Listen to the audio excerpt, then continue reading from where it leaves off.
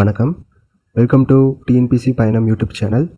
இந்த வீடியோவில் நம்ம வரப்போகிற 2026 குரூப் 2 2A ப்ரிலிம்ஸ்க்கு ஜென்ரல் இங்கிலீஷ் எப்படி படிக்க போகிறோன்னு பார்க்க போகிறோம். ஓகேங்களா?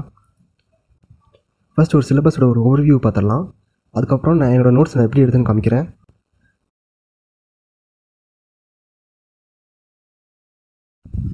அந்த 100 கொஷினை நான் 60 கொஷின் 40 கொஷின் ரெண்டாக பிரிக்கிறேன். ஓகேங்களா? ஓகே, இந்த 60 கொஷின் 40 கொஷின் பிரித்ததில் இந்த 40 கொஷினை எடுத்து மறுபடியும் பிரிக்கிறேன்.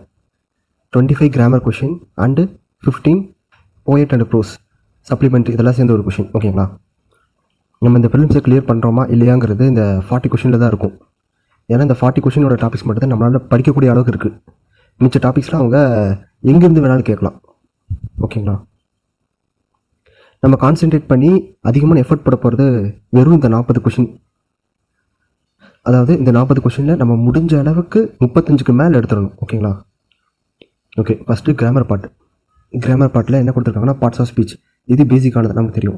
என்னென்னா நவுன், ப்ரொனவுன், ரிலேட்டிவ் ப்ரொனவுன், நவுனோட டைப்ஸு, அது போக வேர்ப்ஸோட டைப்ஸு, இதெல்லாமே இந்த பார்ட்ஸ் ஆஃப் ஸ்பீச். அட்ஜெக்டிவ் இதெல்லாமே இந்த பார்ட்ஸ் ஆஃப் ஸ்பீச்சில் வந்துடும். ஓகேங்களா? அடுத்து கண்கார்டு. நமக்கு இருக்கிறதுலே ரொம்ப மைன்யூட்டாக படிக்க வேண்டிய டாபிக் வந்து இந்த கண்கார்டு தான். கண்கார்டுன்னு நம்ம என்னென்னு சொல்லுவோம்னா, சப்ஜெக்ட் ஸ்டேட்மெண்ட் இருக்கும். அந்த ஸ்டேட்மெண்ட்டில் இருக்கிற ஒரு வேர்போட பிளேஸில் ஒரு டேஷ் கொடுத்துருவாங்க. நம்ம கரெக்டான வேர்பை வந்து அங்கே ஃபில் பண்ணணும். ஓகேங்களா? அதை நம்ம ஈஸியாக ஃபில் பண்ணலாம். நமக்கு சர்டின் ரூல்ஸ் இருக்குது. நான் காமிக்கிற நோட்ஸில் அந்த ரூல்ஸ் இருக்கும். நம்ம எப்படி இதை அட்டன் பண்ணலாம் காமிக்கிறேன். அப்போ டென்சஸ், இதுவும் ஒரு ஈஸியான டாபிக். நம்ம ஸ்கூல்லேருந்தே படிச்சிருப்போம் இந்த tenses. Simple present, past, future tense, அப்புறம் ப்ரெசன்ட் கண்டினியூஸ், பாஸ்ட் கண்டினியூஸ், அப்புறம் present perfect, past perfect, future perfect. இந்த டென்சஸோட ஸ்ட்ரக்சர் பார்த்து வச்சுக்கணும். ஓகேங்களா? அடுத்து ஆக்டிவ் வாய்ஸ், பேசிவ் வாய்ஸ். இது ரொம்ப ரொம்ப ஈஸியான டாபிக். அந்த ரூல்ஸ் மட்டும் படித்தாலே கண்டிப்பாக இந்த ஆக்டிவ் வாய்ஸும் பேசிவ் வாய்ஸும் நம்ம தப்பு பண்ணாமல் 90% போட்டலாம். ஓகேங்களா? அடுத்து டைப்ஸ் ஆஃப் சென்டென்ஸ். இது கண்டிப்பாக ரொம்ப முக்கியம். இதுலேருந்து கண்டிப்பாக ஒரு 2 கொஸ்டின்ஸ் எதிர்பார்க்கலாம். இந்த டைப்ஸ் ஆஃப் சென்டென்ஸுங்கிறது நம்ம என்னென்னா இம்பரேட்டிவ், இன்டகிரேட்டிவ், எக்ஸ்க்ளமேட்டரி இதெல்லாம் சொல்லுவோம். அப்புறம் அஃபர்மேட்டிவ்னு சொல்லுவோம். அப்புறம் என்ன கொடுப்பாங்கன்னா ஒரு சென்டென்ஸ்லேருந்து இன்னொரு சென்டென்ஸாக கன்வெர்ட் பண்ண சொல்லுவாங்க. எக்ஸாம்பிள் வந்து assertive to negative, exclamatory into statement, இந்த மாதிரி கன்வெர்ட் பண்ணவும் சொல்லுவாங்க. ஓகேங்களா? அடுத்து வேர்ப்ஸ். வேர்ப்ஸில் மெயின் வேர்ப்ஸ் இருக்குது, ஆக்சிலரி வேர்ப்ஸ் இருக்குது, ரெகுலர் அண்ட் இர்ரெகுலர் வேர்ப்ஸும் கொடுத்துருக்காங்க. அடுத்து இன்ஃபினிட்டிவ், ஜெரண்ட் அண்ட் பார்ட்டிசிபிள். நமக்கு இன்ஃபினிட்டிவ்ஸ்னால் என்னன்னு தெரியும், அந்த டூன்னு வரும். அடுத்து ஜெரண்ட்னா நமக்கு என்னன்னு தெரியும், ஐஎன்ஜியில் முடியும். அடுத்து பாஸ்ட் பார்ட்டிசிபிள் அது கொடுத்துருக்காங்க. அடுத்து ஈஸியான டாபிக் கொஷின் டேக்ஸ். ஓகேங்களா? அடுத்து sentence pattern, types of sentence, simple, compound, complex. இது முக்கியம், ரொம்ப முக்கியம். இதில் கண்டிப்பாக கொஷின் வரும். அடுத்து ஃப்ரேசஸ் அண்ட் லாசஸ். இது கேட்பாங்களான்னு தெரியாது, ஆனால் பார்த்து வச்சுக்கோங்க. அடுத்து டிகிரீஸ் ஆஃப் கம்பேரிசன், ரொம்ப ரொம்ப ஈஸியான டாபிக். வெறும் அந்த பாக்ஸ் மட்டும் படித்தாலே நம்ம அதை ஈஸியாக அந்த 1 மார்க் 2 மார்க் எடுத்துகிட்டு போயிடலாம். அடுத்து டிகிரிஸ் ஆஃப் கம்பேரிசனில் positive degree, comparative degree, superlative degree. அடுத்து direct and indirect speech, synthesis of sentence and punctuations. இதுதான் நம்ம கிராமர் பார்ட்டில் இருக்கிறது. ஓகேங்களா? அடுத்து வொக்காபுலரி வரும். வொக்காபுலரியில் நம்ம சினோனிம்ஸ், ஆன்டனிம்ஸ். ஓகேங்களா? இது வந்து அவங்க புக்கில் இருக்கிறதும் கேட்கலாம், புக்கில் இல்லாமல் வெளியில் போய் கேட்கலாம். மேக்ஸிமம் இதுலேருந்து புக்குக்கு வெளியில் போய் தான் கேட்குறாங்க இப்போது மேக்ஸிமமாக. ஓகேங்களா? அதனால் சினோனிம்ஸ், ஆன்டனிம்ஸ் வந்து ரொம்ப எஃபர்ட் போடாதீங்க. புக்கில் என்ன இருக்கோ படிச்சுருங்க. எக்ஸாம்பிள் ஓனாக கேட்டால் பார்த்துக்கலாம். அந்த மாதிரி தான் போகணும். அடுத்து ஹோமோனிம்ஸ், ஹோமோஃபோன்ஸ். இது ரொம்ப ரொம்ப ஈஸியான டாபிக். இதெல்லாம் பிரச்சனையே இல்லை. ஒரு ஆவரேஜாக இங்கிலீஷ் ஸ்டூடெண்ட்டுக்கு இதெல்லாம் போட்டலாம். இடியம்ஸ், ஃப்ரேசஸும் அந்தளவுக்கு ஒன்றும் பிரச்சனை இல்லை. நமக்கு எங்கே பிரச்சனை இந்த ஃப்ரேசல் வெர்ப்ஸ். ஏன்னா அந்த ஃப்ரேசல் வெர்ப்ஸ் வந்து நம்ம ஃபுல்லாக மனப்பாடம் பண்ணுற மாதிரி இருக்கும். கிட்டத்தட்ட ஒரு 100-150 ஃப்ரேசல் வெர்ப்ஸ் இருக்கும். ரொம்ப இம்பார்ட்டண்ட்டு பார்த்தா ஒரு 30 ஃப்ரேசல் வெர்ப்ஸ் இருக்கும். எக்ஸாம்பிள் வந்து கால் ஆஃப்னா கேன்சல்ங்கிற மீனிங் வரும். ஓகேங்களா? இந்த மாதிரி ஃப்ரேசல் வெர்ப்ஸ்லாம் மனப்பாடம் பண்ணி தான் ஆகணும். இருக்கிறதுலே மனப்பாடம் பண்ணக்கூடிய அதிகமான கஷ்டமான டாபிக் வந்து இந்த ஃப்ரேசல் வெர்ப்ஸ். அடுத்து one word substitution, word creation, singular plural, அப்ரிவேஷன்லாம் ரொம்ப ஈஸி போட்டலாம். அந்தளவுக்கு கஷ்டமான இருக்காது. அடுத்து பிரிட்டிஷ் அண்ட் அமெரிக்கன் இங்கிலீஷ் வந்து கவர்மெண்ட் மெட்டீரியல் இருக்கும், அது மட்டும் படிச்சுக்கோங்க. Compound words and figure of speech இதெல்லாம் நம்ம ஒரு படிக்க வேண்டியதில்லை அந்த அளவுக்கு, அந்த மாதிரியான டாபிக் இதெல்லாம். அடுத்து ரைட்டிங் ஸ்கில். ரைட்டிங் ஸ்கில்லில் வந்து உங்கள் லெட்டர்ஸை பற்றி கேட்குறாங்களா என்னன்னு தெரில, ஆனால் ஜம்பிள்டு சென்டென்ஸ் வந்து கேட்டிருந்தாங்க போன வாட்டி. அது நம்ம போட்டலாம். ஜஸ்ட் ஒவ்வொரு ஆப்ஷன் வைஸ் நம்ம போனோம்னா ஜம்பிள்டு சென்டென்ஸ். இதுக்கெல்லாம் அதிகமாக எஃபர்ட் போடணும் தேவையில்லை. தனியாக நோட்ஸ் எடுத்து படிக்கணும் இதுக்கெலாம் அந்த மாதிரி எதுவுமே இல்லை. டெக்னிக்கல் டேர்ம்ஸ் மட்டும் என்ன பண்ணியிருந்தாங்கன்னா கவர்மெண்ட் வந்து லாஸ்ட் டைம் வந்து ஒரு கவர்மெண்ட் மெட்டீரியல்ஸ் போஸ்ட் பண்ணியிருந்தாங்க. நான் அந்த மெட்டீரியல் மட்டும் தான் படிச்சுட்டு போனேன். அதுலேருந்து கொஷினும் கேட்டாங்க. ஓகேங்களா, ஒரு 3-4 கொஷின் நம்ம கேட்டிருந்தாங்கன்னு நினைக்கிறேன் டெக்னிக்கல் டேர்ம்ஸில். அந்த பிடிஎஃப்லையும் அவங்களே மென்ஷன் பண்ணியிருந்தாங்க. அடுத்து ரீடிங் காம்ப்ரிஹென்ஷன் பொறுத்த வரைக்கும் இந்த ஸ்ட்ராங் கொஷின் வீக் கொஷின் ரொம்ப முக்கியம். இது பார்த்துக்கணும். மற்றபடி எல்லாமே ஜென்ரலாக எழுதக்கூடியது தான். அடுத்து வேர்ட் ட்ரான்ஸ்லேஷன். நமக்கு ட்ரான்ஸ்லேஷன் தெரியும். தமிழ்லேருந்து இங்கிலீஷ் பண்ண சொல்லுவாங்க, இங்கிலீஷ்லேருந்து தமிழ் பண்ண சொல்லுவாங்க. ஓகேங்களா, இதெல்லாம் அந்தளவுக்கு டெஸ்ட் வைக்க மாட்டாங்க. இதெல்லாம் நம்மளோட நாலேஜை பொறுத்து தான். நம்ம வேணால் நார்மலாக ஒரு டெஸ்ட் எழுதும்போது ப்ராக்டிஸ் பண்ணிக்கலாம். அடுத்து ப்ரோஸ் போயம். நம்ம ப்ரோஸ் போயம் அப்புறமா பார்க்கலாம். இப்போதைக்கு நம்ம கிராமர் பார்ட்டை வந்து ஃபுல்லாக முடிச்சிடலாம். ஏன்னா கிராமர் தான் முக்கியம். இதில் வந்து இந்த 25 கொஷின் மேக்ஸிமம் எடுத்துடணும். 25க்கு 25 எடுத்துடணும். ஏன்னா அந்த மாதிரி தான் இருக்கும் கொஷின்ஸும் இதில். ஓகே, இப்போ என்னோட நோட்ஸை வந்து நான் கிராமருக்கு வந்து எப்படி எடுத்துன்னு காமிக்கிறேன். ஃபஸ்ட்டு டாபிக் வந்து பார்ட்ஸ் ஆஃப் ஸ்பீச். அது நான் வந்து அதிகமாக நோட்ஸ் எடுக்கல.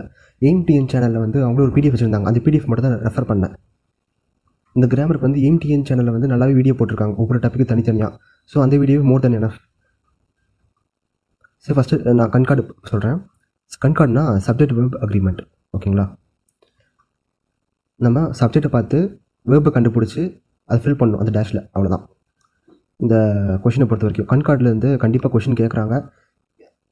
இந்த கண்கார்டை பொறுத்த வரைக்கும் நம்ம ஈஸியாக தப்பு பண்ணிடுவோம். ஓகேங்களா, அதனால் இந்த கண்கார்ட் டாபிக் வந்து நிறையா ப்ராக்டிஸ் பண்ணணும். நிறையா விஷயங்கள், நிறைய நுணுக்கங்களை வந்து ஞாபகத்தில் வச்சுக்கணும், மைண்டில் வச்சுக்கணும். எக்ஸாம்பிள் என்ன காமிக்கிறேன். அதுக்கப்புறம் இந்த கிராமரை பொறுத்த வரைக்கும் டிஎன்பிஎஸ்சி எங்கே அதிகமாக கொஷின் கேட்குறாங்கன்னா எக்ஸெப்ஷன் சொல்லுவோம். ஓகேங்களா, ஒரு சர்டின் ரூல்ஸ் இருக்கும். அந்த ரூல்ஸ் போக சில எக்ஸெப்ஷன் இருக்கும் ஒவ்வொரு டாப்பிக்கும். அந்த எக்ஸெப்ஷன் வந்து அதிகமான கொஷின்ஸ் கேட்குறாங்க. மை ஃப்ரெண்ட் அண்ட் ஐ, அதாவது இது வந்து சிங்குலர். அண்டு கன்ஜெக்ஷனு, இதுவும் சிங்குலர் நவுனையும் போட்டு அதுக்கு நம்ம ப்ளூரல் சப்ஜெக்ட் போடுறோம். அதுவே ஆப்பிள்ஸுங்கிறது ப்ளூரல் வேர்டு, ஆரஞ்சஸுங்கிறதும் ப்ளூரல் வேர்டு, இதுக்கும் நம்ம ப்ளூரல் போடுறோம். ஓகேங்களா, ஏன்னா நடுவில் அண்டு வந்திருக்கு. ஆனால் அதுக்கு எக்ஸெப்ஷனும் இருக்குது. எப்போனா எக்ஸெப்ஷன் கீழே காமிப்பாங்க பாருங்கள். ஒரு யூனிட்டாக கன்சிடர் பண்ணும்போது அதை நம்ம சிங்குலர்னு கன்சிடர் பண்ணுவோம். ஃபார் எக்ஸாம்பிள் வந்து இட்லி அண்ட் சாம்பார், இது வந்து நம்ம ஒரே யூனிட்டாக நினச்சிக்கிறோம். அதனால் இட்லி அண்ட் சாம்பார் ஒரே தட்டில் இருக்குது. ஸோ ஒரு சிங்கிள் யூனிட் சிங்குலராக பார்க்குறோம். அதனால் இஸ்ஸு. ஓகேங்களா, apples and oranges, my friend and ஐங்கிறது 2 டிஃப்ரெண்ட் என்டிட்டி. அதுவே இட்லி சாம்பாருங்கிறது நம்ம இங்கே ஒரே என்டிட்டியாக பார்க்குறோம். அதனால் இது சிங்குலர் வேர்பு போட்டிருக்கோம். அதே மாதிரி இங்கே பிரெட் அண்ட் பட்டர், பிரெட் இல்லாமல் நான் பட்டர் சாப்பிட மாட்டோம், பட்டர் இல்லாமல் பிரெட்டை சாப்பிட மாட்டோம். அதனால் இது ரெண்டையும் ஒரே என்டிட்டியாக கன்சிடர் பண்ணிப்போம். அதனால் இது சிங்குலர். பிரெட் அண்ட் பட்டர்ங்கிறது ஒரே ஒரு பொருள். அதனால் இங்கே இஸ்ஸுங்கிற சிங்குலர் வேர்பு போட்டிருக்கோம். அதுவே இங்கே பாருங்கள். ஆனால் நம்ம பிரெட்டையும் பட்டரையும் வாங்குறது வந்து தனித்தனியாக வாங்குவோம். அதுக்கு எக்ஸாம்பிள் வந்து bread and butter are sold there. ஓகேங்களா, புரியுதா? இந்த ஸ்டேட்மெண்ட்டில் நம்ம இது ரெண்டையும் ஒரே என்டிட்டியாக கன்சிடர் பண்ணுறதுனால சிங்குலர் போட்டிருக்கோம், இஸ். அதே பிரெட் அண்ட் பட்டர் ரெண்டும் வேறு வேறு தனித்தனியாக வாங்குவோம். 2 டிஃப்ரெண்ட் என்டிட்டிஸ், ப்ளூரல்ஸ். அதனால் நம்ம இங்கே ப்ளூரல்னா ஆர் யூஸ் பண்ணிக்கிறோம். இதுதான் எக்ஸெப்ஷன். இந்த மாதிரி தான் நீங்கள் ஒவ்வொரு டாப்பிக்கும் ரூல்ஸும் பார்க்கணும், அந்த ரூலோட எக்ஸெப்ஷனும் பார்த்து வச்சுக்கணும். And plus rule, proper noun, இந்த மாதிரி பார்த்துக்கோங்க. எதெல்லாம் கவுண்டபிள் நன்னு, எதெல்லாம் அன்கவுண்டபிள் நவுன்னு சொல்லிட்டு. இங்கே இன்ஃபர்மேஷன் இஸ் வேல்யூபிள்னு போடுவோம். இன்ஃபர்மேஷன் ஆர்னு வரும், இஸ்ன்னு வரும். இதெல்லாம் குழப்பம் நமக்கு எக்ஸாமில். ஏன்னா இங்கே இன்ஃபர்மேஷன்ங்கிறத நம்ம ஒரே ஒரு டேட்டாவை சொல்கிறோம், சிங்குலர். அதனால் இஸ். அடுத்து கீழே போனால் நிறையா ரூல்ஸ் இருக்கும் நமக்கு. கலெக்டிவ் நவுன் அப்போ என்ன யூஸ் பண்ணணும், இந்த ஈச்சுங்கிற வேர்டு வந்தால் என்ன யூஸ் பண்ணல அடிக்கடி கேட்டிருக்காங்க. எய்தரார் வந்தால் நம்ம என்ன யூஸ் பண்ணணும். அடுத்து முக்கியமான டாபிக் வந்து some of the advice is useful. இது வந்து ப்ரீவியஸ் கொஸ்டினில் கேட்டிருக்காங்க. Some of the all of தான் கேட்டிருக்காங்க. ஒன் ஆஃப் த அதுவும் கேட்டிருக்காங்க. ஒன் ஆஃப் த ஸ்டூடெண்ட்ஸ்னால் நிறைய ஸ்டூடெண்ட்ஸ் இருக்காங்க, அதில் ஒருத்தர். அதனால் இது சிங்குலர். அதனால் இஸ்ஸு போட்டிருக்கோம். ஓகேங்களா, அதுவே மேலே வந்து ஸ்டூடெண்ட்ஸ்ன்னு போட்டாங்கன்னா ஆனால் ப்ளூரல் வந்துருச்சு, அந்த இடத்துல ஆர் போடுறோம். மோர் நமக்கு இதான் முக்கியம். இந்த ஒன் ஆஃப் தன் வந்துச்சுன்னா நம்ம என்ன யூஸ் பண்ணுறோம், அது பக்கத்தில் இருக்க அதை பார்க்கணும். இங்கே more than 1 boy was present, more than 2 boys were. பார்த்தீங்களா எப்படி கேட்டிருக்காங்கன்னு. அதுக்கப்புறம் இன்னொரு முக்கியமாக இது ப்ரீவியஸ் இயர் கொஷின் தான். த நம்பர் ஆஃப் ஒரு கொஷின் கேட்பாங்க, அல்லது ஏ நம்பர் ஆஃப், அந்த இடத்துல நம்ம என்ன யூஸ் பண்ணணும் ஓகேங்களா. த நம்பர் ஆஃப்னு போட்டால் அது வந்து சிங்குலராக கன்சிடர் பண்ணணும் வாஸ். ஏ நம்பர் ஆஃப் சஜஷன்ஸ்னால் ஒரு குறிப்பிட்ட அளவு சஜஷன்ஸ். த நம்பர் ஆஃப் சஜஷன்ஸ்னால் அந்த பர்டிகுலர் நம்பரை குறிப்பிது, அதனால் வாஸ் சிங்குலர். அதே மாதிரி மச்சுக்கும் மினிக்கும் என்ன ஃபில் பண்ணணும். இந்த டாபிக் வந்து கொஞ்சம் கஷ்டமான டாபிக், அதனால தான் நான் இத்தனை ரூல்ஸ் எழுதி வச்சிருக்கேன், இத்தனை எக்ஸப்ஷனும் போட்டு வச்சிருக்கேன்.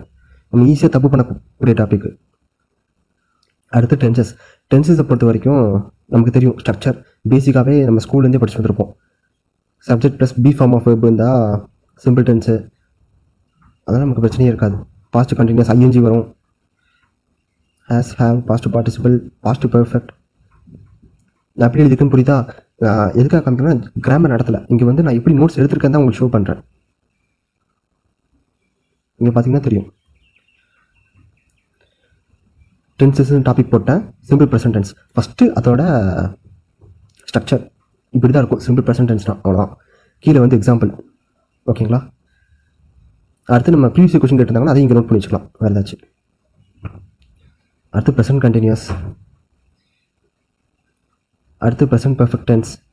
இதில் வந்து ஐயூ வேர்தே வந்தால் ஹேவ் யூஸ் பண்ணணும், ஹீ ஷீட்டு வந்தால் ஹேஸ் யூஸ் பண்ணணும். இதெல்லாம் நம்ம பாக்ஸ் பண்ணி வச்சுப்பேன். ஏன்னா இதெல்லாம் நம்ம ஈஸியாக தப்பு பண்ணிடுவோம்.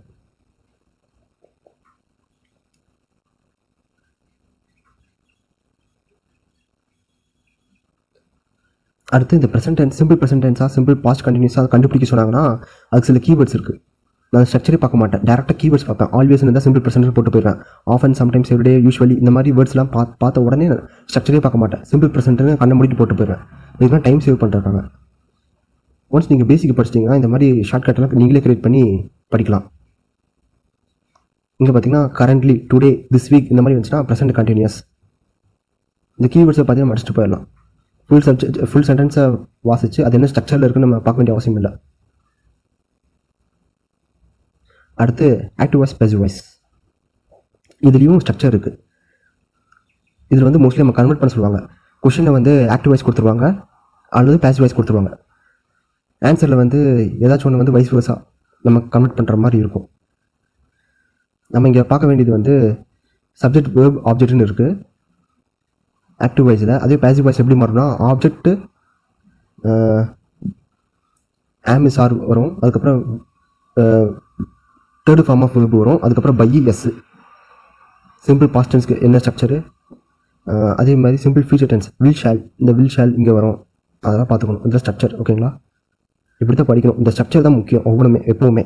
இந்த மாதிரி ஆக்டிவ் வாய்ஸாக பாசிவ் வாய்ஸாக இருக்கட்டும், அல்லது டேரெக்டாக இன்டேரக்ட் இங்கிலீஷாக இருக்கட்டும், கண்கார்டு நம்ம பார்த்தோம் மேலே, அதுக்கு ஸ்ட்ரக்சர் வராது. வேறு என்ன பார்த்தோம், கொஷின் டேக்ஸ் பார்ப்போம். இதுக்கப்புறம் இதுக்கு எல்லாத்துக்குமே ஸ்ட்ரக்சர் முக்கியம். ஸ்ட்ரக்சர்னு சொல்கிறது இதுதான்.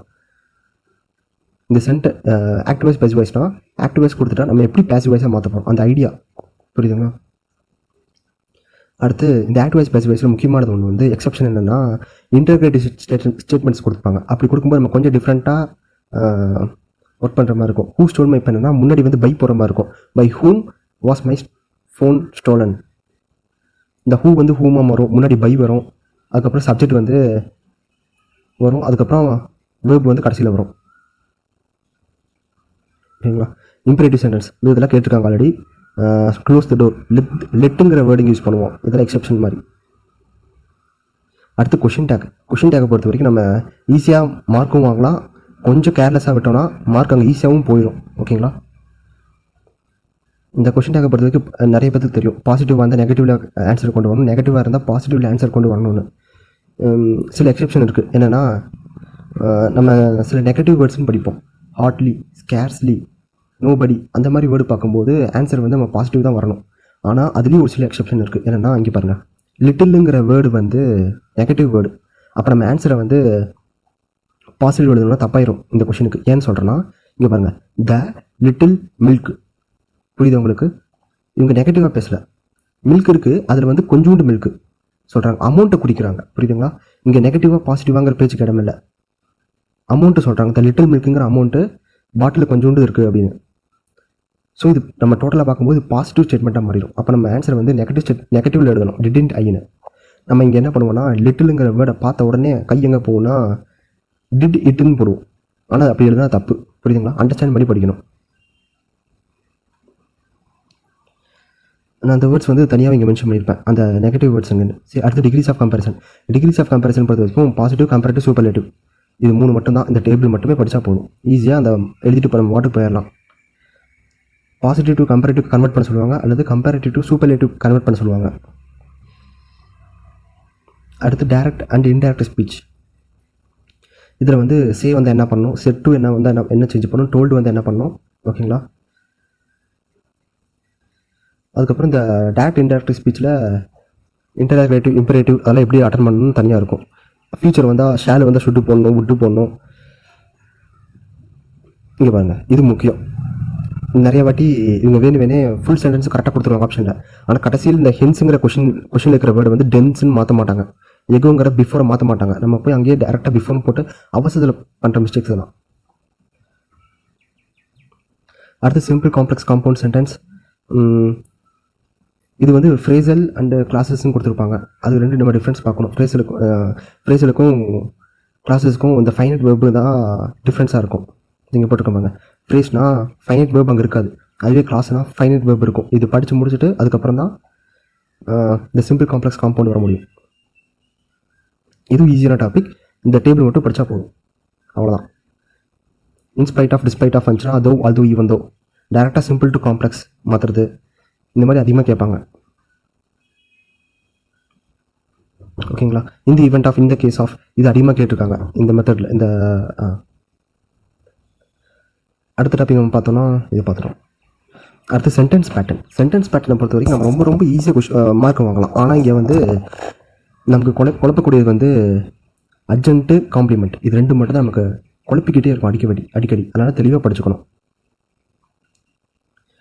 டைரக்ட் ஆப்ஜெக்ட், இன்டைரக்ட் ஆப்ஜெக்ட் இதெல்லாம் நமக்கு பிரச்சனையே இருக்காது. இங்கே பொறுத்த வரைக்கும் இந்த ஸ்ட்ரக்சர் வந்து ரீசெண்ட் டைம்ஸில் ஆக்சுவலாக ஸ்டாண்டர்டு ஸ்ட்ரக்சர் வந்து சப்ஜெக்ட்னு ஆரம்பிக்கும், சப்ஜெக்ட் வேர்புன்னு ஆரம்பிச்சு எஸ்விஏ சின்னு முடியும், இல்லை ஏன்னு முடியும், சிஏன்னு முடியும், அந்த மாதிரி முடியும். ஆனால் இப்போது ரீசெண்ட் டைம்ஸில் என்ன கேட்குறாங்கன்னா வேணே இந்த மாதிரி கேட்குறாங்க. சிவிஎஸ்ன்னு ஆரம்பிக்கிறது, சியில் ஆரம்பிக்கிறது, ஏல ஆரம்பிக்கிறது. லாஸ்ட் டைம் எக்ஸாமில் கூட என்ன மாதிரி கேட்டிருந்தாங்க, இந்த மாதிரி கேட்டிருந்தாங்க, ஏஎஸ்விசி இந்த மாதிரி கேட்டிருந்தாங்க, புரியுதுங்களா? இதெல்லாம் எக்ஸெப்ஷன் மாதிரி. அடுத்த ஆர்டிகல்ஸ். இங்கே நம்ம ரொம்ப ஈஸியாக தப்பு பண்ணிடுவோம். அதனால் நல்லா நிறையா ப்ராக்டிஸ் பண்ணி பாருங்கள். இந்த மாதிரி ஈஸியாக தப்பு பண்ணக்கூடிய டாபிக்ஸில் நீங்கள் எந்த அளவுக்கு ப்ராக்டிஸ் பண்ணுறீங்களோ அந்த அளவுக்கு கிராமரில் நிறைய மார்க் எடுக்க முடியும். ஆக்சுவலாக இங்கிலீஷை பொறுத்த வரைக்கும் அதுவும் இந்த முக்கியமாக கிராமரை பொறுத்த வரைக்கும் உங்களுக்கு படிக்கிறதுக்கு ரொம்ப குறைவான நேரம் தான் தேவைப்படும். ஆனால் நீங்கள் கரெக்டாக அதை படித்ததை நிறைய டெஸ்ட் எழுதி, நிறைய மெத்தடு, நிறையா கொஷின்ஸை சால்வ் பண்ணி, நிறைய மாடல்ஸ் எக்ஸ்போஸ் ஆனீங்கன்னா நிறைய மார்க் எடுக்கலாம் அதில். ப்ரோஸ் அண்டு போயம், ஓகேங்களா? ஃபஸ்ட்டு போயம் எடுத்துக்கலாம். நான் போயம் எக்ஸாம்பிள் காமிக்கிறேன். இதில் வந்து 2-3 போயம் வந்து போயட்டை வந்து ரிப்பீட் பண்ணி கொடுத்துருப்பாங்க. ஃபார் எக்ஸாம்பிள் வந்து advice from a tree, Ilan Shamir. அதே கீழே பார்த்தீங்கன்னா த ரைவர், ஐலேண்ட் ஷமீர், திரும்ப ஒரே ஆத்தரா. அப்போ நம்ம வந்து இந்த மாதிரி ஆத்தர்ஸை வந்து கிளப் பண்ணி படிச்சுக்கிறது ரொம்ப நல்லது, ஏன்னா நமக்கு குழப்பிடும். அடுத்து ப்ரோஸ். இங்கே டாபிக் வந்து ப்ரோஸ்ன்னு போட்டிருக்காங்க, ஆனால் இதில் வந்து 2-3 சப்ளிமெண்ட்ரியை வந்து உள்ளே மிக்ஸ் பண்ணியிருப்பாங்க. எக்ஸாம்பிள் வந்து டெம்பஸ்ட்னு சொல்லிட்டு ஒரு சப்ளிமெண்ட்ரி இருக்கும், அது வந்து இந்த ப்ரோஸு கீழே கொடுத்துருப்பாங்க, ஓகேங்களா? நான் எப்படி இருக்குன்னு காமிக்கிறேன். ஸோ இது பார்த்தோன்னா நமக்கு 6th புக்கு 6th டேர்ம் 1 நமக்கு எல்லா ப்ரோஸும் எல்லா போயமும் மென்ஷன் பண்ணி கேட்டிருக்க மாட்டாங்க. அதனால் நான் சிலபஸில் இருக்கிறத மட்டும் தனியாக ஹைலைட் பண்ணிட்டேன். ஸோ அதை மட்டும் தான் நான் படித்தேன். இங்கே பார்த்தோன்னா போயம் த ட்ரீஸுங்கிறத வந்து அவங்க கேட்கல. ஓகே, சி டட்டில்ங்கிற போயம்குள்ளே வந்தோன்னா ஃபஸ்ட்டு வந்து இது டட்டில்ஸை பற்றினது. இதில் வந்து நிறைய ஃபேக்ட் கொடுத்துருப்பாங்க, அந்த ஃபேக்ட் தான் நமக்கு முக்கியம். இங்கே பாருங்கள், there are 7 species of marine or sea turtles in the world.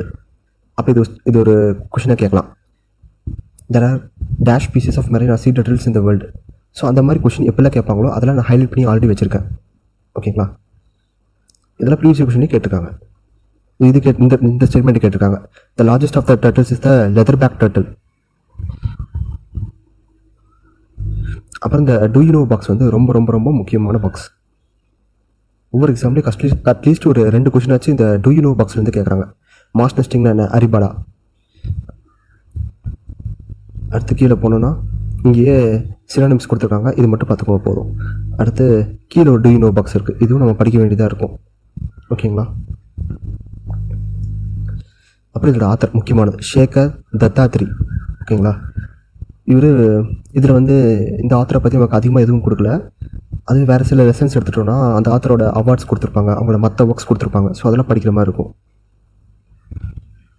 அப்புறம் இது புக் பேக் கொஷினையும் நம்ம பார்த்துக்கணும். இங்கே பார்த்துங்க, புக் பேக் கொஷின்ஸ் அவங்க கேட்டிருக்காங்க ப்ரீவியஸ் கொஷினில். அதெல்லாம் மார்க் பண்ணிட்டேன்.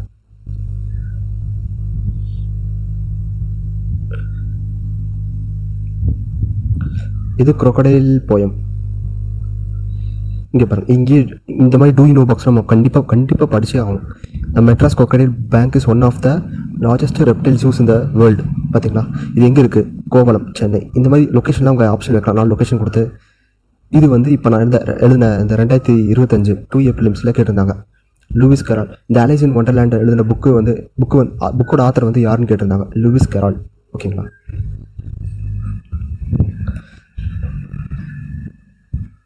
இந்த மாதிரி அடிக்கடி கேட்பாங்க. இப்போ இந்த crocodile போயம் பார்த்தோமா, இந்த crocodile போயமோட ஒரு பொயட்டிக் லைன் கொடுத்துட்டாங்க. கீழே வந்து who does he refer to, ஹீங்கிறது யாருன்னா crocodile, அவ்வளோதான். ஆனால் எக்ஸாம் இங்கே பார்க்கும்போது ஈஸியாக இருக்குது. ஆனால் எக்ஸாமில் பார்க்கும்போது நம்ம கிட்டத்தட்ட 20-30 போயம் படித்து வச்சுருப்போம். அப்போது இந்த மாதிரி பார்க்கறது வந்து ரொம்ப கஷ்டமாக இருக்கும். ஹூ டஸ் ஹீ ரெஃபர் டுன்னு பார்க்கும்போது. அடுத்து வந்து 10th ஸ்டாண்டர்ட் வரலாம். 10th ஸ்டாண்டர்ட் பார்த்தோன்னா சப்ளிமெண்ட்ரி த டெம்பஸ்ட்னு சொல்லிட்டு ஒன்று நம்ம சிலபஸில் கொடுத்து வச்சுருக்காங்க.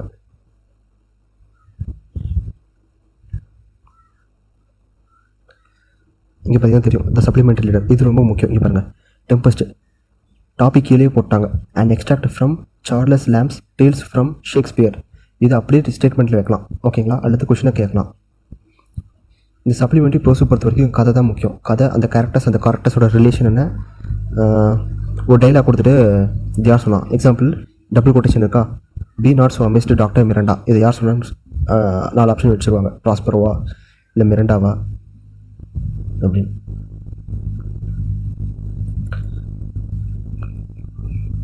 அது பார்த்தோன்னா அதாவது பார்த்தீங்கன்னா ஆத்தர் பாக்ஸ் என்ன கொடுத்துருக்காங்க, வில்லியம் ஷேக்ஸ்பியர் பற்றி கொடுத்துருக்காங்க. எங்கே பிறந்தார், ஸ்டாட்ஃபோர்ட் அப்பான் அவன், இங்கிலாண்டில். இதெல்லாம் ரொம்ப ரொம்ப முக்கியம். அடுத்து இங்கே பார்த்தீங்கன்னா டூ யூ நோ பாக்ஸ், இதெல்லாம் படித்தே ஆகணும். அடுத்து புக் பேக் சூஸ் த ஆன்சர்ஸும் கிளாசரியில் வந்து நமக்கு முக்கால்வாசி தெரியும். ரொம்ப கஷ்டமாக இருக்கிறது அல்லது கேள்வியே படாத வந்து தனியாக ஹைலைட் பண்ணி வச்சு இல்லை தனியாக நோட் பண்ணி அதை மட்டும் தனியாக படிங்க ரிப்பீட்டடாக. ஓகேவா? நம்ம சினோனிம்ஸ் ஆண்டனிம்ஸ் வெளியில் போய் படிக்கலைனாலும் புக்கில் இருக்கிறத வச்சு தெளிவாக படித்து வச்சுருக்கணும். அடுத்து இதில் நம்ம ஒரு போயம் பார்த்தேன். அந்த போயம் வந்து நான் நிறைய மார்க் பண்ணி வச்சுருந்தேன். நான் இந்த மாதிரி தான் மார்க் பண்ணி படிப்பேன் ஒரு போயம். இது வந்து லைஃப்ங்கிற poem, Henry Van Dyke, 10th standard புக்கில் இருக்கிறது. இங்கே பார்த்தீங்கன்னா தெரியும், ரைம் ஸ்கீம் ஒவ்வொரு லைனுக்கு நான் போட்டு வச்சுருக்கேன்.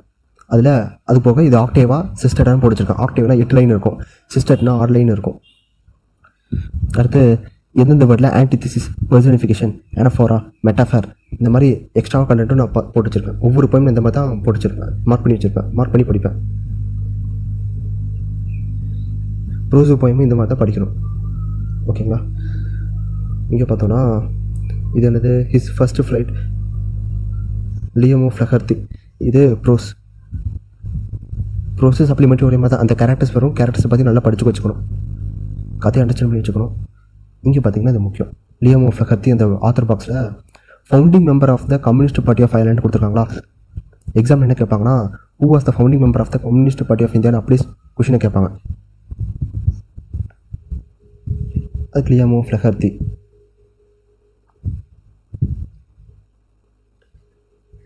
அடுத்து இன்னொரு போயம் பார்த்தோம், 9th ஸ்டாண்டர்ட் ஒரு போயம் பார்த்தோன்னா ஸ்டிக் டுகெதர் ஃபேமிலிஸ். இந்த போயம் நான் மென்ஷன் பண்ணி வச்சுருப்பேன். Assonance, antithesis, anaphora, personification, metaphor, apostrophe, poetic device எல்லாமே மார்க் பண்ணி வச்சாச்சு. அடுத்து கீழே பார்த்தோன்னா போயமோட 2 லைன் கொடுத்துட்டாங்க. இதில் 3வது கொஸ்டின் பாருங்கள், what does the poet mean by finest conventions, meeting of people with similar interest. ஓகேங்களா? இது நம்ம மார்க் பண்ணி தனியாக படித்து வைக்கலைன்னா எக்ஸாமில் போய் முடிச்சுட்ருப்போம் இந்த மாதிரி கொஷினுக்கெலாம்.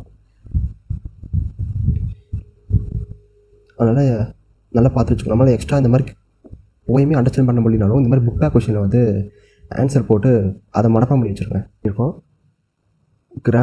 நம்ம எங்கே ஃபோக்கஸ் பண்ண அதிகமானு பார்த்துருக்கோம். அந்த 40 மார்க்கில் கிராமர் அண்டு ப்ரோஸ், ஓகேங்களா. மிச்சம் இருக்கிற 60 மார்க்கு அதை நம்ம எஃபோர்ட் போட்டோம்னா நம்ம டைம் தான் வேஸ்ட் ஆகும். அதனால தான் இந்த 40 மார்க்கும் நம்ம கான்சன்ட்ரேட் பண்ணுறோம். நம்மளோட எய்ம் வந்து இந்த 40 மார்க்கில் மேக்ஸிமம் மார்க் எடுக்கணும், அவ்வளோதான். நம்ம கிராமர் எப்படி பார்க்கணும், எப்படி நோட்ஸ் எடுக்கணும், எப்படி நம்ம படிக்கணும் சொல்லிட்டேன். அடுத்து ப்ரோஸு போயமும் நம்ம எந்த மாதிரி மார்க் பண்ணி எப்படி படிக்கணும் அதையும் சொல்லிட்டேன்.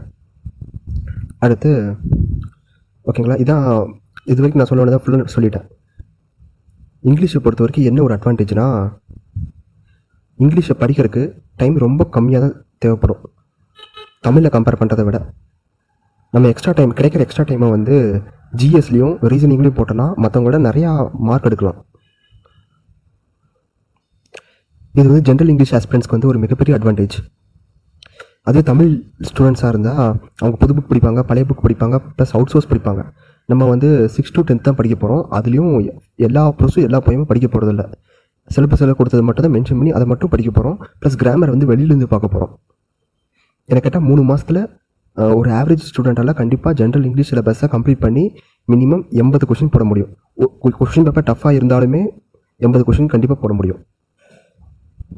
போன வாட்டி அதாவது இந்த 2025 குரூப் 2 2A ப்ரிலிம்ஸ் என்னாச்சுன்னா, இங்கிலீஷில் வந்து கொஞ்சம் டஃப்பாக டைம் இழுக்கிற மாதிரி வச்சுருந்தாங்க ஜென்ரல் இங்கிலீஷை. அது கொஞ்சம் டிஸ்அட்வான்டேஜாக பார்த்தாங்க நிறைய பேர். அந்த எக்ஸாமில் என்னாச்சுன்னா, யாரெல்லாம் ஸ்டார்டிங்கில் ஜென்ரல் இங்கிலீஷ் சால்வ் பண்ண மார்க் பண்ண ஸ்டார்ட் பண்ணாங்களோ அவங்களுக்குலாம் கடைசியில் ஜிஎஸ்க்கு டைம் பத்தலை, ஓகேங்களா. அதனால் போன வாட்டி வந்து நிறைய ஜென்ரல் இங்கிலீஷ் ஆஸ்பிரண்ட்ஸ் வெளியே போயிட்டாங்க. அதுவே ஜென்ரல் தமிழ் பார்த்தோன்னா ஓரளவுக்கு ஈஸியாக இருந்துச்சு, டைமும் அந்தளவுக்கு இழுக்கலை. அதனால் கொஸ்டின் பேப்பர் எப்படி வரும்னு சொல்ல முடியாது. நமக்கு இருக்கிற அட்வான்டேஜ் நம்ம பாசிட்டிவ் யூஸ் பண்ணிக்கணும். நம்ம ஜென்ரல் இங்கிலீஷ் எடுத்தோன்னா மார்க் ஓரளவுக்கு ஸ்கோர் பண்ண முடியும். அதே மாதிரி நமக்கு நிறைய டைமும் கிடைக்கும் ஜிஎஸ்சில். ஸோ அந்த டைமை வச்சு நம்ம ஜிஎஸ்சில் எடுத்துகிட்டு போயிடலாம். அது மட்டும் இல்லாமல் இங்கிலீஷை டஃப் பண்ணலாம், ஆனால் ரொம்ப டஃப் பண்ண முடியாது. அதுவும் ஒரு நமக்கு அட்வான்டேஜ் தான். நீங்கள் வேணால் 2025 2A ப்ரிலிம்ஸ் பேப்பரை எடுத்து பாருங்கள். அந்த கொஷின் பேப்பரை வந்து சால்வ் பண்ணுறதுக்கு ரொம்ப நேரமாகும், கொஞ்சம் டஃப்பாக இருக்கும். ஆனால் அதே மேக்ஸிமம் டஃப்னஸ் இது வரைக்கும் கேட்டது, அதுக்கு மேலே டஃப் பண்ண மாட்டாங்க. ஆனால் அதுவே ஜென்ரல் தமிழ் எடுத்துட்டோன்னா அவங்க எங்கே வேணால் எப்படி இருந்து வேணாலும் கேட்கலாம். வரப்போகிற எக்ஸாமில் ஜென்ரல் தமிழ் எடுக்கிறதா ஜென்ரல் இங்கிலீஷ் எடுக்கிறதான்னு முடிவு பண்ணுறது அவங்கவுங்களோட விருப்பம். அவங்களுக்கு தெரியும் என்ன நமக்கு ஈஸியாக வரும்னு. நீங்கள் ஃபஸ்ட்டு ஸ்டாண்டர்ட்லேருந்து 12th வரைக்கும் ஜென்ரல் இங்கிலீஷ் படிச்சிருந்தீங்கன்னா, அதாவது இங்கிலீஷில் மீடியம் படிச்சிருந்தீங்கன்னா நீங்கள் ஜென்ரல் இங்கிலீஷே ப்ரிஃபர் பண்ணுங்கள். ஏன்னா அது அட்வான்டேஜ் ஜாஸ்தி ஜென்ரல் தமிழை கம்பேர் பண்ணும்போது. இங்கிலீஷ் மீடியமாக இருந்தாலும் எனக்கு தமிழ் நல்லா வருது, தமிழில் எனக்கு ரொம்ப பிடிக்கும் அப்படின்னு நினச்சிங்கன்னா நீங்கள் தமிழ் எடுக்கலாம், அதெல்லாம் ஒன்றும் பிரச்சனையே இல்லை. அடுத்து என்ன பற்றி சொல்லணும்னா, நான் 2024 குரூப் 2A ப்ரிலிம்ஸை வந்து ஜென்ரல் தமிழ் தான் சூஸ் பண்ணேன், தமிழில் தான் எழுதினேன். அந்த எக்ஸாம் தமிழில் கஷ்டமாக தான் இருந்துச்சு. அப்பயும் எனக்கு 2A கிளியர் ஆச்சு. 2A கிளியர் ஆகி மெயின்ஸ் போகிறேன். மெயின்ஸில் வந்து தமிழ் ரொம்ப ரொம்ப டஃப்பாக இருந்துச்சு. சொல்லப்போனால் அந்த நான் 2A மெயின்ஸ் கிளியர் பண்ணதுக்கு மெயின் காரணம் வந்து ஜென்ரல் தமிழ் தான். ஆனால் நான் வந்து ஸ்கூலில் வந்து ஃபுல்லாக ஜென்ரல் இங்கிலீஷ் மீடியம் தான், இங்கிலீஷ் மீடியம் ஸ்டூடெண்ட். ஆனால் குரூப் 4க்காக தமிழ் எடுத்தேன். அதையும் நான் குரூப் 2க்கும் யூஸ் பண்ணேன். அது சரியாக வராதுங்காட்டி மறுபடியும் 2025 என்ன பண்ணேன், ஜென்ரல் இங்கிலீஷ்க்கு மாறினேன். எனக்கு ஒரு 3 to 4 months தேவைப்பட்டுச்சு ஜென்ரல் இங்கிலீஷ் படிக்கிறதுக்கு, அந்த சிலபஸ் ஃபுல்லாக கம்ப்ளீட் பண்ணுறதுக்கு. நான் என்ன பண்ணேன்னா, ஃபஸ்ட்டு அப்பப்போ நிறையா ஜென்ரல் இங்கிலீஷ்க்கு வந்து டைம் போட்டு ஃபுல்லாக முடிச்சு வச்சுட்டு கடைசி ஒரு 1.5 மாதம் இருக்கும்போது என்ன பண்ணேன்னா, ஃபுல்லாக ஜிஎஸ்சில் மட்டும் ஃபோக்கஸ் பண்ணேன். ஏன்னா ஜென்ரல் இங்கிலீஷ் வந்து ஆல்ரெடி படிச்சு வச்சிட்டேன். அந்த லாங்குவேஜ்க்கு போடுற டைமை வந்து ஜிஎஸ்சில் போட்டேன். இங்கிலீஷில் வந்து மோஸ்ட்லி கொஷின்ஸ் மட்டும் தான் சால்வ் பண்ணேன் கடைசி 1.5 மாதம். ஓகேங்களா, இதே மெத்தடை நீங்களும் ஃபாலோ பண்ணலாம். இப்போ வந்து கரெக்டாக ஜூலை 15 கிட்ட தான் இந்த வீடியோ நான் அப்லோட் பண்ண போகிறேன். நீங்கள் அக்டோபரில் நோட்டிஃபிகேஷன் வரப்போகுது. நீங்கள் நோட்டிஃபிகேஷன் வர வரைக்குமே ஜென்ரல் இங்கிலீஷ் கொஞ்சம் நிறைய டைம் போட்டு ஜென்ரல் இங்கிலீஷை முடிச்சு வச்சுட்டு அதுக்கப்புறம் ஜிஎஸ் போனீங்கன்னா கொஞ்சம் அட்வான்டேஜாக இருக்கும் உங்களுக்கு. கடைசி நேரத்தில் லாங்குவேஜ் எப்படி வந்தாலும் ஜிஎஸ் நம்ம மார்க் எடுக்கலாம் அங்கே. ஏன்னா மெயின்ஸில் நம்ம எழுத போகிறது 200 கொஷினுமே ஜிஎஸ் தான் இருக்க போகுது. அதாவது ரீசனிங் இருக்கும், மெஜாரிட்டி லாங்குவேஜ் கிடையாது. அதனால் சொல்கிறேன், நம்ம இங்கே ஜிஎஸை ஸ்ட்ராங் பண்ணிட்டோன்னா அங்கே நமக்கு போகிற மெயின்ஸ்க்கு போகிறதுக்கு கொஞ்சம் ஈஸியாக இருக்கும். கிராமரை பொறுத்த வரைக்கும் என்ன அப்ரோச் யூஸ் பண்ணலான்னா, இன்றைக்கி ஒரு நாளைக்கு ஒரு டாபிக் போதும் கிராமர் எடுங்க. இன்றைக்கி வந்து ஆக்டிவ் வாய்ஸ் பேசிவ் வாய்ஸ் எடுக்கிறீங்கன்னா இன்றைக்கி ஃபுல்லாக அதை பேசிக்ஸ் ஃபுல்லாக முடிச்சுட்டு நாளைக்கு ஒன் டே எதுக்கு ஒதுக்கிங்கன்னா சால்வ் பண்ணுற ஒதுக்கிடுங்க ஃபுல்லாக. ஓகேங்களா?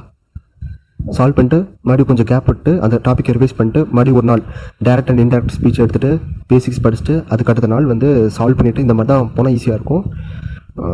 ப்ரோஸு போய் வந்து கொஞ்சம் மனப்பாடம் பண்ணுற மாதிரி இருக்கும். ஆனால் ஒரு 2-3 ரிவிஷன் விட்டுட்டிங்கன்னா ஈஸியாக இருக்கும், ரொம்ப ஈஸியாக இருக்கும். ஸோ வரப்போகிற இந்த 2026 குரூப் 2 2A ப்ரிலிம்ஸில் அனைவரும் வெற்றி பெற என்னோட வாழ்த்துக்கள். நன்றி.